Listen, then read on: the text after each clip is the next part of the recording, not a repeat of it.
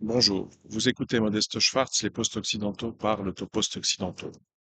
Je fais une rapide mise au point qui portera le numéro 10 donc, dans la série des mises au point, et bien sûr l'actualité du jour qui est l'accord trouvé euh, à la surprise de beaucoup entre la Suède et la Turquie au premier jour donc, du sommet de l'OTAN à Vilnius sur l'adhésion de la Suède à l'OTAN, plus exactement sur l'accord que compte donner la Turquie cet automne à cette adhésion.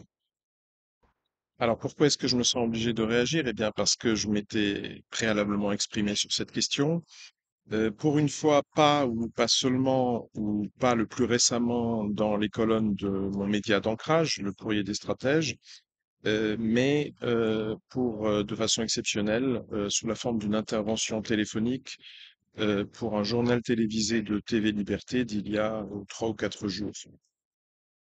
La conclusion générale ou thèse principale de cette intervention, que je maintiens, hein, que les récents développements n'ont pas modifié de mon point de vue, c'est que bon, toute cette question est ce que j'avais appelé un psychodrame, hein, c'est-à-dire que ça n'a pas d'importance réelle, et ça je le maintiens. Tout cela a une importance qu'on pourrait plutôt qualifier de spectaculaire.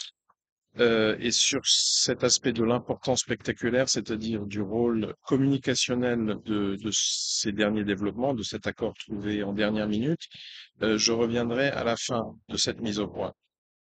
Essayons d'abord de reprendre l'analyse des pertes et des gains à laquelle j'avais déjà procédé, mais concernant l'état précédent de cette question.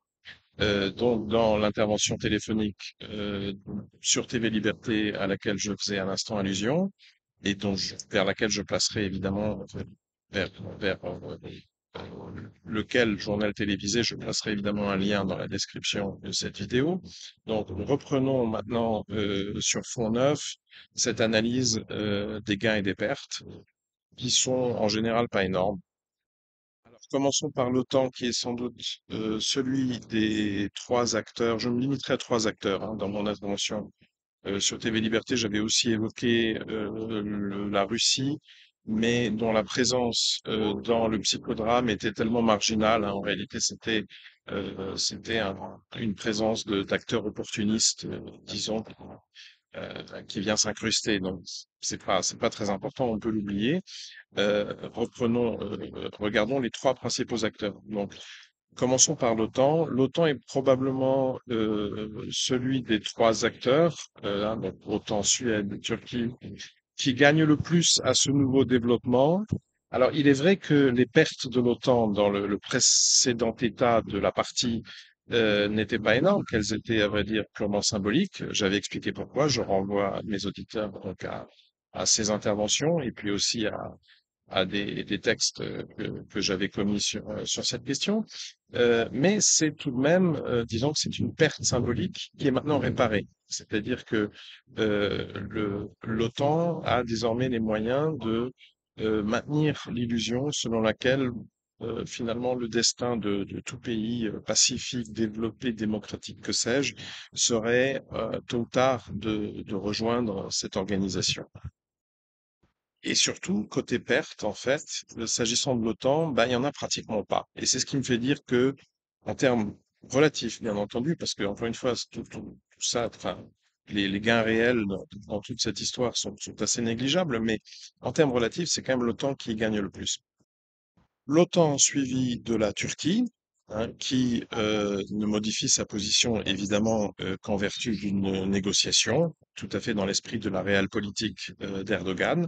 Alors on ne sait pas encore avec exactitude ce que la Turquie vient de gagner, même s'il est évident qu'elle doit y gagner. Euh, je traduirai à ce propos, suivez ma chaîne Telegram hein, parce que je compte y traduire encore ce soir une synthèse récemment mise en ligne sur sa chaîne Telegram à lui par l'analyste hongrois András Kostur et que je trouve tout à fait éclairante de ce point de vue. De mon point de vue, ce que la Turquie a probablement gagné de plus important dans cette opération, hein, dans cette phase du jeu, c'est entre guillemets les F-16. Alors pourquoi je dis entre guillemets? Parce qu'à mon avis, il faut pas faire un fétichisme du F-16, hein. Le F-16 n'est pas forcément l'arme magique, l'arme ultime, etc., que certains s'imaginent. Mais la livraison désormais promise, semble-t-il, des F-16 à la Turquie, qui lui avait longtemps été refusée, et à mon sens avant tout le symbole du fait que cette espèce de blocus des armements qui frappait jusque-là le régime frériste de Recep Tayyip Erdogan, hein, la Turquie de l'AKP, vient maintenant d'être soulevé.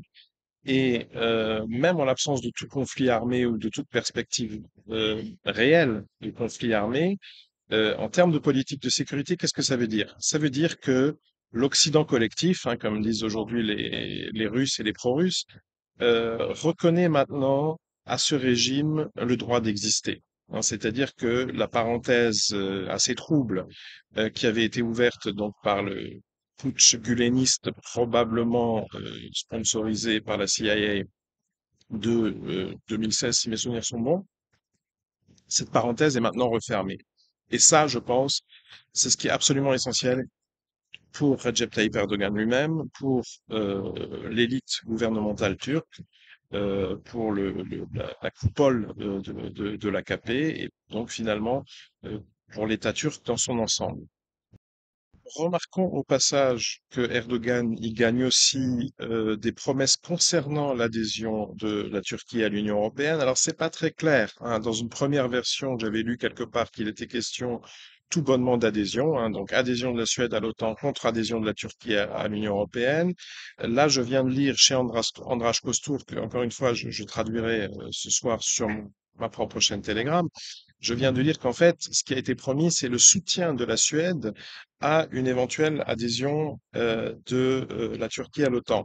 Alors, de la Turquie à l'Union européenne, pardon. Ce qui place, disons, la dite adhésion, je dirais, dans des perspectives déjà un peu plus brumeuses. Je pense pas que ce soit un truc d'actualité en tout état de cause. Je suis même pas sûr d'ailleurs que la Turquie, c'est-à-dire en fait le régime Erdogan le veuille vraiment. Mais il est tout de même intéressant de constater qu'en dépit de sa victoire d'il y a un mois, Erdogan cherche encore à donner marginalement satisfaction à cette partie de l'opinion turque, hein, la jeunesse des grandes villes, qui n'a pas voté pour lui et qui est, disons, la partie qui désire réellement, et j'allais dire à tout prix, l'intégration de la Turquie au monde euro-atlantique en général et tout particulièrement à l'Union européenne. Donc, même si la candidature de Kılıçdaroğlu disons, n'avait pas convaincu en général en Turquie. Il semblerait que, pour des raisons qui resteraient à approfondir, le sultan continue à chercher, dans la mesure du possible, même si c'est juste pour leur jeter quelques miettes symboliques, mais à tenir compte, à soigner cette partie de son opinion qui pourtant lui est opposée. Ce qui rappelle cette problématique du régime poutinien et et des grands centres-villes de Russie qui lui sont massivement hostiles, hein, qui vivent, je dirais même depuis maintenant un an et demi, en partie en dehors de Russie, justement par hostilité au régime et à l'opération militaire spéciale, et pour lesquels il semble malgré tout, hein, pour des raisons mystérieuses, que le régime Poutine, ben, en grande partie gouverne, hein. Donc, quand il n'est pas question, par exemple, de covidisme, c'est cette partie de son opinion, hein, qui veut des confinements, qui veut des masques, qui veut des picouzes, etc. Eh bien, il les lui donne au mépris des gens, j'allais dire, qui votent pour lui. Bon, et c'est exactement ce que fait aussi Erdogan. Donc, à un moment, il faudra se poser cette question, hein, de la schizophrénie des régimes dits illibéraux de l'Est. Enfin, en troisième position, parce que je pense que c'est celui des trois acteurs qui a le moins gagné au développement les plus récents, eh bien, il y a la Suède. Alors, je rappelle que la Suède n'a- n'avait, à mon sens, je continue à l'affirmer, en tant qu'État, en tant qu'économie, etc., pratiquement rien à gagner à une adhésion à l'OTAN. si ce n'est un enjeu, disons, politique assez illusoire, c'est-à-dire en fait, pour certains politiciens suédois, la possibilité de donner satisfaction à ce que j'appellerais, au risque de quitter un peu la froideur analytique, la partie la plus stupide de l'opinion suédoise, donc les gens qui ont gobé le Covid, le climat, l'Ukraine, etc., et qui se sentent donc menacés par la Russie, alors même que désormais la Finlande a rejoint indépendamment l'OTAN et que la Suède est donc entourée d'États membres de l'OTAN, hein, c'est-à-dire que la Turquie ne pourrait, la Russie ne pourrait plus agresser la Suède sans agresser préalablement l'OTAN, ce qui est naturellement impossible. Bon, il y a malgré tout une partie de l'opinion suédoise qui souhaitait cette adhésion. Alors certes, proportionnellement, je pense, bien moindre que la partie correspondante de l'opinion finlandaise, mais elle existe. Et visiblement, les politiciens suédois ont souhaité lui donner satisfaction, alors même que par ailleurs, et c'est pour moi, en l'occurrence, la plus grande perte qu'enregistre la Suède dans, dans ses développements, il y a une autre partie, alors certes, malheureusement aussi fort minoritaire, euh, pas, pas fort minoritaire, mais minoritaire de l'opinion suédoise, qui, elle, est, je dirais, radicalement antimondialiste, hein, parce qu'elle est en réalité sur le modèle, il faut pas oublier que tous les Suédois parlent parfaitement anglais, hein, et qui sont extrêmement connectés aux courants, à divers courants de la culture nord-américaine. Et là, en l'occurrence, bah, c'est le courant libertarien, si vous voulez, c'est Prison Planet, c'est Alex Jones, etc. Tout ça est très suivi en Suède, notamment dans la Suède nordique et rurale. Et ces gens-là sont des antimondialistes conséquents, hein, pas comme nos souverainistes français qui se mettent à applaudir l'autoritarisme d'État à la première affaire Maël. Et je pense que pour eux, cette adhésion est par conséquent une assez mauvaise nouvelle, hein. On peut se demander par exemple si les organisations de Bill Gates décident de remettre le couvert pandémique, est-ce qu'une Suède intégrée à l'OTAN saura faire preuve d'autant d'indépendance, par exemple vis-à-vis de l'OMS, que ça a été le cas donc de la Suède de Stegnell, hein, euh, il y a 3 ans de cela. Bon, on peut se poser la question. Et alors, là aussi, c'est extrêmement paradoxal d'un point de vue politique, d'un point de vue politique interne, exactement comme dans le cas de la Turquie. Pourquoi est-ce que c'est paradoxal? Eh bien, parce que la Suède a maintenant, depuis à peu près 6 mois, je crois, un gouvernement de droite, hein. Disons que la partie de l'opinion, la partie antimondialiste de l'opinion suédoise dont je parlais, qui se retrouve en partie, je précise bien en partie, dans l'électorat des démocrates suédois, est a priori représentée dans le pouvoir suédois actuel, alors même qu'une partie de l'opinion gauchiste passionnément attachée à l'intégration euro-atlantique de la Suède, elle ne l'est pas. Et on voit malgré tout hein, la droite, hein, comme quoi la droite hein, mondialiste, faites confiance à la droite ne vous lâchera jamais, hein, que ce soit les députés et sénateurs français des Républicains qui sont toujours les premiers à présenter les textes de loi les plus avancés hein, dans le sens de la grande réinitialisation schwabienne, que ce soit le frériste Erdogan, mais qui veut quand même donner satisfaction hein, à la jeunesse LGBT de ces grandes villes qui rêvent d'Union européenne, que ce soit l'illibéral Poutine, ou que ce soit le gouvernement censément de droite actuellement au pouvoir en Suède. Voilà, mondialiste, faites confiance à la droite c'est une valeur sûre.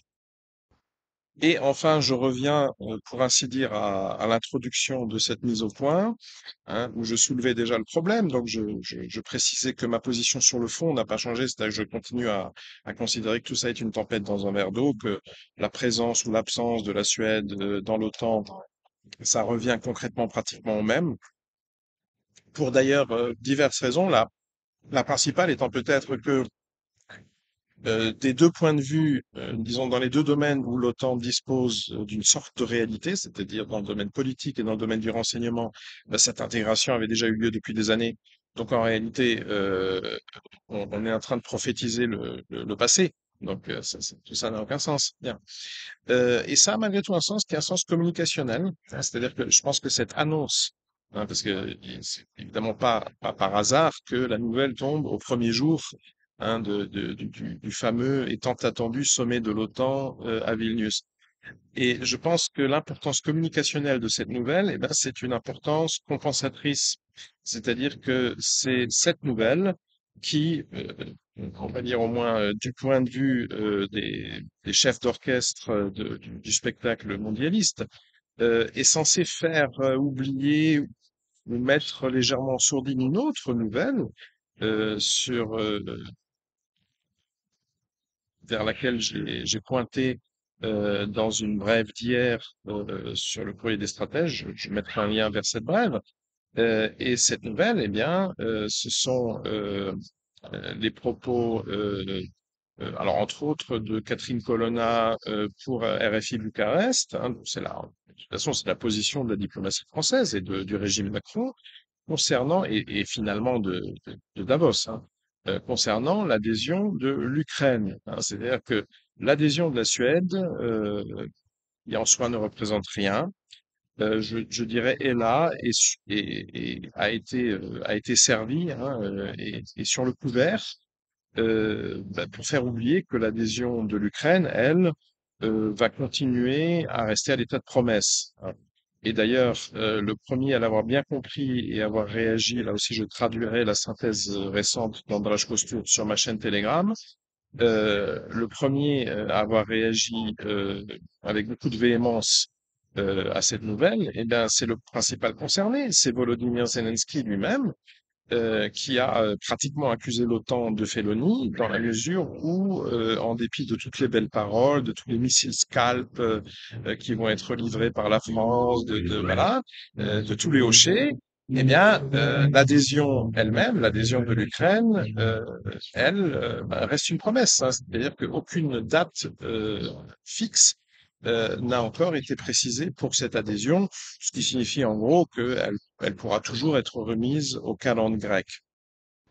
Alors Zelensky, qui dans cette histoire joue probablement sa tête, euh, avait probablement fait des efforts considérables pour convaincre son opinion, peut-être même pour se convaincre lui-même, que cette adhésion, disons dans des délais réalistes à court terme, restait possible voire probable.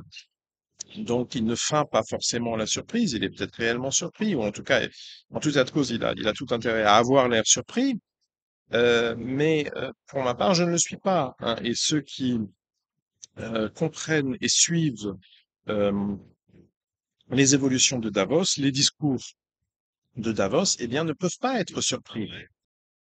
Parce que Davos, je le rappelle, et je vais encore essuyer les railleries, etc., de tous les illibéraux. Bon, Davos, c'est l'après-vente du mondialisme de marque Kissinger. Sans Kissinger, il n'y aurait jamais eu de Forum économique mondial. Klaus Schwab, si vous voulez, est le Sancho Panza de Henry Kissinger. Or, Kissinger n'en a jamais fait mystère. Alors, plus exactement, depuis qu'il a, entre guillemets, changé de position, mais pas très essentiellement, hein, il y a à peu près un an, il y a eu une inflexion, à mon avis, tout à fait prévisible dans sa position. Jusque-là, il disait que l'Ukraine dans l'OTAN, c'est pas envisageable, c'est pas réaliste. Et puis il y a un an, il s'est mis à dire que si, après le cessez-le-feu, et pendant qu'on organiserait des référendums sous supervision internationale, en d'autres termes, qu'on remettrait au calendrier grec le sort des oblasts occupés d'Ukraine orientale, de ceux où se trouve à 75% actuellement l'armée russe, eh bien, le reste de l'Ukraine, hein, c'était sous-entendu, mais c'était implicitement très clair. Le reste de l'Ukraine, à ce moment-là, oui, pourrait rejoindre l'OTAN. Bon. Ce qui signifie que le moment où cette adhésion aurait une importance vitale pour le régime kievien actuel, c'est-à-dire le moment où le conflit avec la Russie est toujours en cours. Il n'y a pas encore eu de cesser le feu. Eh ben, ce moment, si vous voulez, ce sont deux chemins qui ne se croiseront jamais. C'est-à-dire que il devient tout à fait évident qu'il n'y aura jamais un seul jour pendant lequel, d'un côté, l'Ukraine et la Russie sont encore en état de conflit ouvert, et où de l'autre, l'Ukraine est officiellement membre de l'OTAN. Et ça, c'est ce que les déclarations d'avant-hier, je crois, de Catherine Colonna ont aussi rendu parfaitement clair pour ceux qui n'auraient pas encore compris après le discours de Macron à Munich, après le discours de Macron à Bratislava, etc. Bon, bah, Catherine Colonna disait très clairement que il faut, dans ce merveilleux dialecte du Quai d'Orsay, il faut offrir à l'Ukraine des garanties de sécurité en parallèle à son processus d'adhésion. Ah, pourquoi en parallèle? Euh, c'est soit ces garanties ne valent strictement rien, et à ce moment-là, en parallèle, voilà, bon, en parallèle, le sexe des anges, bon, ou bien ces garanties fonctionnent, et à ce moment-là, en revanche, à quoi va encore servir l'adhésion, hein? Euh, donc, en fait, c'est un piège rhétorique, hein. Qu'est-ce que ça veut dire ces garanties de sécurité? Bah, ça veut dire qu'en fait, la protection par l'article 5, hein, qui est en réalité ce que tout le monde, d'une manière probablement illusoire, hein, et je renvoie sur ce point aux propos récurrents de Robert Castel, mais en tout cas, l'illusion pour l'instant fonctionne encore, hein. Quand on parle d'OTAN, tout le monde dans ce bas monde a une seule chose en tête, l'article 5. C'est-à-dire cette protection intangible, voilà, donc sur le modèle de la grossesse, hein. Une femme ne peut être enceinte ou ne pas être enceinte. Une femme ne peut pas être à demi enceinte. Donc c'est pareil. On est sous la protection de l'article 5 ou on n'est pas sous la protection de l'article 5. Évidemment que quand il est question d'OTAN, à quoi pensent les gens à Kiev? Ils pensent à l'article 5. Bon. Et garantie de sécurité, ça veut dire quoi? Ça veut dire du Canada Dry, hein. Ça veut dire le goût de l'OTAN, le parfum de l'OTAN, la consistance de l'OTAN, la couleur de l'OTAN, mais pas d'article 5. Voilà. Donc les Ukrainiens sont bel et bien les cocus de cette affaire, et je pense que ça justifie amplement, disons, une petite opération d'enfumage parallèle à un petit contre-feu médiatique, et ce contre-feu, ou plusieurs d'ailleurs, mais en tout cas pour l'instant le principal contre-feu que je vois allumé à ce sommet de Vilnius, eh bien c'est la fameuse adhésion rendue désormais possible par l'accord turc, obtenu d'ailleurs à très haut coût à mon avis, mais rendu en tout cas possible de la Suède à l'OTAN. Voilà, circuler, il n'y a rien à voir.